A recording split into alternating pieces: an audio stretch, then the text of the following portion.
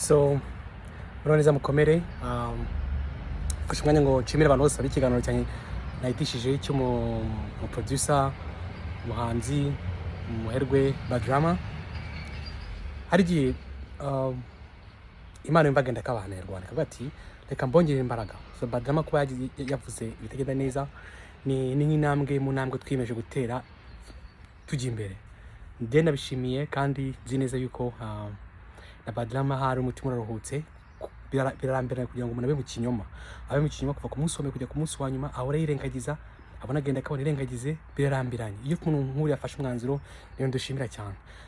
Abonye ko abo muri FPR batangiye kuvuga ngo ibiyobyabwenge no bashatse impamvu barayibura no mukiri sava ngo n'umukene afite visa yifuza afite uburyo bwo muri Amerika afite byose abantu bifuza mu Rwanda yashoye imari bingarunguka ibindi arahomba ariko atera imbere. So kuba yakifitanye natwe ni uvuga ngo ni ikitwa dutegereje cyane kandi ni kimwe mu myanzuro bizafasha. Ndagushimiye badrama kandi ukomeza aho ngaho bane natwe turagushimiye turagukunda kandi urugamba twiyemeje tuzatsinda kandi nzi neza ko bamwe muri bagenzi bawe nabo babonye ko ari cyo gihe.